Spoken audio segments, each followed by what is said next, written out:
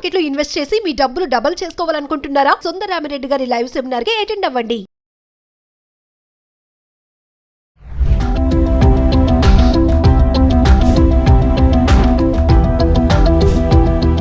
నమస్తే, welcome back to Suman TV. Asia కప్లో భారత్ గెలిచి కప్ని సొంతం చేసుకుంది, కానీ ఆశించిన స్థాయిలో ఆడలేదు. అందుకే ప్లేయర్స్ పైన విపరీతమైన ప్రెషర్ కూడా బిల్డప్ అయింది. మొదటి నుంచి ఈ టోర్నీకి రాజకీయ రంగు పూశారు. మరి ఫైనల్లో పాక్ పై గెలిచాం కానీ తడబడ్డాం అంటున్నారు క్రికెట్ విశ్లేషకులు వెంకటేష్ గారు. మరి రాబోయే T20 వరల్డ్ కప్ పైన కూడా ముఖ్యమైన విశ్లేషణ చేశారు. Over to sir. India Pakistan match అనగానే యుద్ధం, సంగ్రామం, సమరం అలాంటి పెద్ద పెద్ద మాటలు వాడడం అనేది మనం చాలా తరచుగా చూస్తాం మీడియాలో. నిజంగా ఈసారి ఏషియా కప్ లో ఇది ఒక పొలిటికల్ బ్యాటిల్ గా జరిగిందే తప్ప ఆన్ ఫీల్డ్ యాక్టివిటీ కంటే కూడా ఆఫ్ ఫీల్డ్ అనేది ఎక్కువ వార్తల్లోకి ఎక్కింది. ఆపరేషన్ సింధూర్ జరిగిన కొద్ది నెలలకే జరిగింది కాబట్టి ఈ టోర్నమెంట్ లో పాలిటిక్స్ ఎక్కువ ప్రధానంగా కనిపించినాయి. యాక్చువల్లీ ఇక్కడ 8 టీమ్స్ ఈ టోర్నీలో పార్టిసిపేట్ చేసినా కూడా ఫోకస్ అంతా కూడా ఇండియా పాకిస్తాన్ పోటీల మీద ఉంది.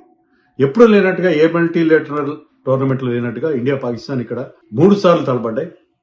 And fortunately India won all 3 matches. దాంతో పాకిస్తాన్ తలెత్తుకోలేకుండా పోయింది. కానీ ఇండియా ఈ టోర్నమెంట్ లో బిహేవ్ చేసిన విధానం అంటే ఆఫ్ ద ఫీల్డ్ చాలా ప్రెషర్ ని వాళ్ళంతా వాళ్ళే కొని తెచ్చుకున్నారేమో నాకు అనిపించింది. ఎందుకంటే నిజంగా మీకు పాకిస్తాన్ తో ప్రాబ్లం ఉంటే అసలు ఆడకుండా పోతే సరిపోయింది. అలా కాకుండా పాకిస్తాన్తో ఆడతాం మేము, దానివల్ల ఇండియా పాకిస్తాన్ మ్యాచ్లు ఉండే ఆ క్రేజ్ ని, ఆ బ్రాండ్ వాల్యూని పెంచుకుంటాం, ఇద్దరిని ఒకటే గ్రూప్ లో పెడతాము, 3 సార్లు 2 టీమ్స్ తలపడేలా ఉండేట్టు చేస్తామని చెప్పి టోర్నమెంట్ డిజైన్ చేశారు. ఎందుకంటే ఈ టోర్నమెంట్ హోస్ట్ ఇండియాని. దుబాయ్లో ఎందుకు జరిపారంటే పాకిస్తాన్ ఆడడానికి వీలుగా దుబాయ్లో జరిపారు. సో పాకిస్తాన్తో మీకు ప్రాబ్లం ఉంటే అసలు మొత్తానికి ఆడకుండా ఉండాల్సింది. అలా కాకుండా మ్యాచ్లు ఆడుతూ మళ్ళీ ఎడమొహం పెడమొహంగా ఉంటాం మేము అని చెప్పి షేక్ హ్యాండ్ ఇవ్వకపోవడం, ట్రోఫీని తీసుకోకపోవడం, ఇవన్నీ చేశారు. దీనివల్ల టీం మీద తమకి తాము ప్రెషర్ పెట్టుకున్నాం. తర్వాత ఫస్ట్ మ్యాచ్ గెలిచిన వెంటనే దీన్ని మేము మా ఆర్మ్డ్ ఫోర్సెస్ కి అంకితం చేస్తున్నామని చెప్పి కెప్టెన్ సూర్యకుమార్ ఏదో చెప్పించారు. దీనివల్ల ఏంటంటే ప్రతి మ్యాచ్ గెలవాలి, ఇది ఒక యుద్ధాన్ని తలపిస్తుంది అన్నట్టుగా ఒక ఫీలింగ్ తీసుకొచ్చారు. దాని మీద ప్లేయర్స్ మీద విపరీతమైన ప్రెషర్ ఏర్పడింది. అందుకే ఫస్ట్ 2 మ్యాచెస్ లో సెప్టెంబర్ 14th జరిగిన మ్యాచ్, ఆ తర్వాత 21st జరిగిన మ్యాచ్, ఆ రెండిట్లో ఇండియా ఈజీగా గెలిచింది. కానీ ఫైనల్కి వచ్చేసరికి మన వాళ్ళు తడబడ్డారు. బ్యాటింగ్ లో తడబడ్డారు, బౌలింగ్ లో తడబడ్డారు.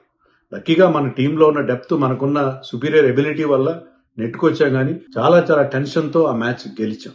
దానికి కారణం ఏంటంటే మనంతటా మనమే ఈ కాంటెస్ట్ కి చాలా ఎక్కువ ఇంపార్టెన్స్, అంటే పొలిటికల్ కలర్ అద్దడం వల్ల చాలా చాలా టెన్షన్, ప్లేయర్స్ చాలా టెన్షన్ పడ్డారు. లక్కీగా ఏంటంటే మన టీం ఇప్పుడు చాలా బాగుంది. పాకిస్తాన్ కంటే కొన్ని నాచెస్ అబోవ్ ఉంది, చాలా చాలా స్ట్రాంగ్ గా ఉంది. కాబట్టి మనం ఇంత టెన్షన్ ని తట్టుకొని, ఇంత ఇబ్బందులు తట్టుకొని నెట్టుకొచ్చాం. కానీ అదర్వైజ్ ఇది కేవలం ఒక పొలిటికల్ బ్యాటిల్ గానే నాకు అనిపించింది. ఈ ఏషియా కప్ లో పాలిటిక్స్ తప్ప యాక్చువల్ గా మ్యాచ్ల గురించి ఏం లేదు. ఇది ఆపరేషన్ సింధూర్ నెంబర్ 2 అని చెప్పి నరేంద్ర మోడీ మన ప్రధానమంత్రి స్వయంగా ట్వీట్ చేయడం, అంటే గెలిచిన తర్వాత, గెలవకముందు అంటే అది వేరే విషయం, గెలిచిన తర్వాత మనం 2వ సారి గెలిచామన్నట్టుగా దాన్ని సెలబ్రేట్ చేయడం కూడా దీంట్లో భాగంగానే మనం భావించాలి. యాక్చువల్లీ మనం ఈ టోర్నమెంట్ లో ఆడిన ప్రతి మ్యాచ్ గెలిచాం. 7 మ్యాచ్లు ఆడితే 7 మ్యాచ్లు గెలిచాం. 1-2 మ్యాచ్లు టైట్ మ్యాచ్లు, 1 against Sri Lanka, 1 against Pakistan in the final ఇబ్బంది పడ్డాను తప్పిస్తే మిగతా మ్యాచ్లు ఈజీగానే గెలిచాం, బానే ఉంది. కానీ ఓవరాల్ గా ఈ టోర్నీలో మన టీం పర్ఫార్మెన్స్ అంత గొప్పగా లేదని చెప్పక తప్పదు. ఎందుకంటే కెప్టెన్ సూర్యకుమార్ యాదవ్ ఏమాత్రం ఫామ్ లో లేడు. కెప్టెన్ గా అతను మంచి రిజల్ట్స్ ఇస్తున్నాడు, కానీ యాజ్ ఎ ప్లేయర్ గా అతను ఇటీవల కాలంలో he's going through a horrible lack of form అతని నుంచి మనం చూసాం. శుభ్మన్ గిల్ ని అన్ని ఫార్మాట్స్ లో అతన్ని ప్రొజెక్ట్ చేస్తున్నారు. ఇక్కడ కూడా అతన్ని మంచి మంచి ప్లేయర్, శ్రేయస్ అయ్యర్ లాంటి వాళ్ళని పక్కన పెట్టేసి, యశస్వి జైస్వాల్ని పక్కన పెట్టేసి అతను మళ్ళీ T20 స్కీమ్ ఆఫ్ థింగ్స్ లో తీసుకొచ్చారు. కానీ అతను కూడా సెలెక్టర్స్ అండ్ బీసీసీఐ పెద్దలు తన మీద ఉంచిన నమ్మకాన్ని నిలబెట్టుకోలేకపోయాడు. ఒక 50 మినహాయించి అతను పెద్ద గొప్పగా ఆడలేకపోయాడు. సో అది కూడా ఒక ఫెయిల్యూర్. అలాగే చాలా మంది ప్లేయర్స్, సంజు శాంసన్ కూడా ఆశించిన స్థాయిలో, అతనికి వచ్చిన అవకాశాలు తక్కువ, ఆశించిన స్థాయిలో పర్ఫామ్ చేయలేదు. అతను ఏంటంటే ఓపెనర్ గా బాగా ఆడేవాడిని ఇప్పుడు మిడిల్ ఆర్డర్ లో పంపించారు. మిడిల్ ఆర్డర్ లో పంపిస్తే అక్కడ అతను అంత గొప్పగా ఆడలేని పరిస్థితి మనం చూసాం. ఏంటంటే అభిషేక్ శర్మ అద్భుతమైన బ్యాటింగ్ ఎబిలిటీ, ఫైనల్లో తప్ప మిగతా అన్ని మ్యాచ్లో అతను సూపర్ బ్యాటింగ్ చేశాడు. అండ్ కుల్దీప్ యాదవ్ బ్రహ్మాండమైన బౌలింగ్ పర్ఫార్మెన్స్, 17 వికెట్లు తీశాడు. 7 మ్యాచ్లో 17 వికెట్లు తీశాడు అతను.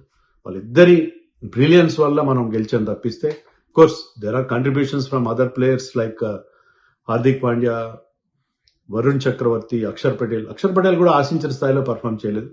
బట్ ఓవరాల్ గా మనం ఆశించిన స్థాయిలో ఈ టోర్నమెంట్ లో పర్ఫామ్ చేయలేదు. Even Bumrah was of colour. Bumrah కూడా ఆశించిన స్థాయిలో అతని లాఫ్టీ స్టాండర్డ్స్ తగినట్టుగా అతను ఆడని పరిస్థితి మనం చూసాం. సో ఓవరాల్ గా మనం ఎంత మాట్లాడినా ఏం చేసినా ఈ టోర్నమెంట్ లో మనం గెలిచాను తప్పిస్తే 6 నెలల్లో మనం T20 వరల్డ్ కప్ ఆడబోతున్నాం. దానికి తగిన ప్రిపరేషన్ గా అది కనిపించలేదు. ఎందుకంటే పాలిటిక్స్ డామినేట్ చేసినాయి పర్ఫార్మెన్సెస్ కంటే. పర్ఫార్మెన్సెస్ కూడా అంతంత మాత్రంగానే ఉన్నాయి. చాలా చాలా చాలా మార్పులు చేసుకోవాలి. మన ఆస్ట్రేలియాతో త్వరలోనే ఒక 5 మ్యాచ్ల T20 సిరీస్ ఆస్ట్రేలియా వెళ్ళి ఆడబోతున్నాం. అక్కడ కండిషన్స్ డిఫరెంట్ గా ఉంటాయి. కానీ అక్కడ మళ్ళీ మనం ఎవరైతే ఫామ్ లో లేని బ్యాట్స్మెన్ అందరూ ఫామ్ లోకి రావాల్సిన అవసరం ఉంది. డెఫినెట్ గా మనం ఆశించే స్థాయిలో పర్ఫామ్ చేయాలి. శివం దుబే లాంటి ప్లేయర్, శివం దుబే మీద మనకి ఎక్స్పెక్టేషన్స్ లాగా శివం దుబే చాలా బాగా పర్ఫామ్ చేశాడు. Exceed expectations. బౌలింగ్ లో కానీ బ్యాటింగ్ లో కానీ ఒక మంచి ఆల్రౌండర్ గా అతను ఎదిగి వస్తాడని అనిపించింది. సో ఒక 3-4 ప్లేయర్స్ మినహాయిస్తే మిగతా వాళ్ళందరూ ఆశించిన స్థాయిలో ఏ మాత్రం పర్ఫామ్ చేయలేదు. బట్ స్టిల్ ఓవరాల్ గా మనం మిగతా టీమ్స్ కంటే చాలా సుపీరియర్ గా క్వాలిటీ ఉంది కాబట్టి ఆ క్వాలిటీతో నెట్టుకొచ్చాం. కానీ పర్ఫార్మెన్స్ వైజ్ మాత్రం ఈ ఏషియా కప్ లో చాలా చాలా వెనకబడ్డాం. మనం ఆశించిన మన టీంకు ఉన్న ఆ స్థాయికి తగినట్టుగా ఏ మాత్రం ఆడలేదనేది మాత్రం దాచేస్తే దాగని సత్యం.